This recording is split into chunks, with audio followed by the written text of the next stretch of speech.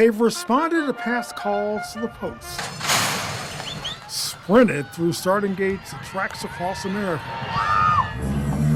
and some of the fortunate four-legged survivors of this high-stakes game are now cared for by the South Carolina Department of Corrections.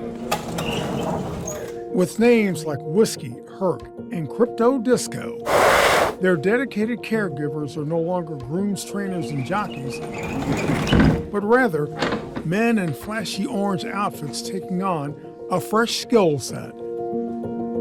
Inmates who are fostering a newly discovered passion for pampering retired thoroughbreds who once carried out a starring role in what's been called the sport of kings. Like a dog, they're pets.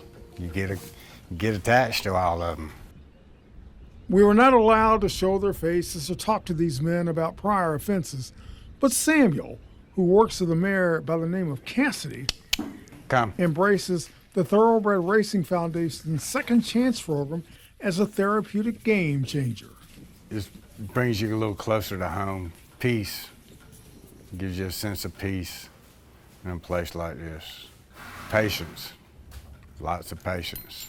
This is a program like other programs that we have at the Department of Corrections that helps folks that are incarcerated with rehabilitation. Brian Sterling is the director of the South Carolina Department of Corrections.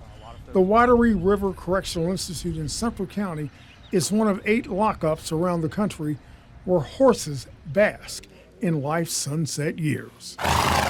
Sterling believes inmates seeking a new equine skill set clearly reduces the rate of repeat criminal offenders. It's under 10%, I'd say around 7.5%, 8% of the folks. So in other words, you see fewer faces in the so-called revolving door.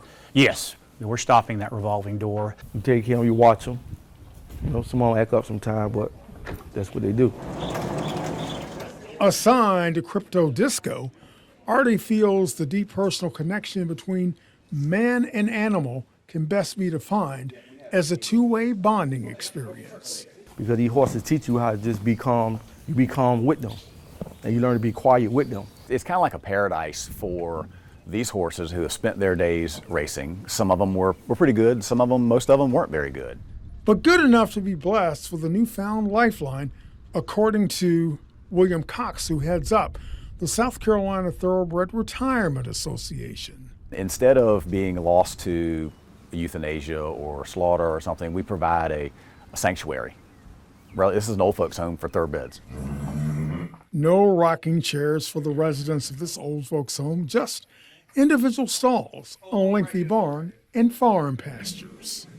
Horses have been coming to this correctional facility since back in 2004, and right now they manage to keep 20 at a time. Just like the inmates, the horses are getting a new lease on life, making sure that they're not forgotten at the finish line.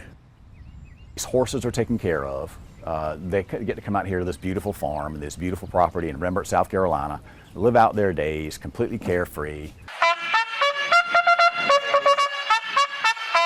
South Carolina continues a well-documented love affair with horse racing. Springtime brings the Ellery Trials.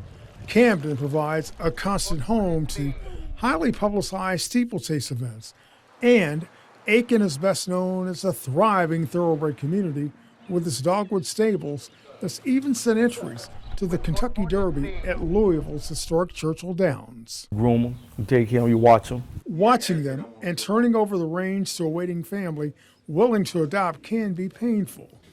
Artie's heartstrings have been tugged. When you get attached to them, it's very hard. It's very hard, especially when you deal with them every day. And for Samuel, it's a deeply cherished relationship with a special dialogue all its own.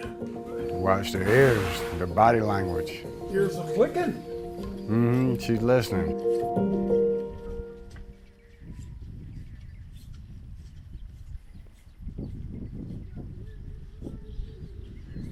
Thanks, guys.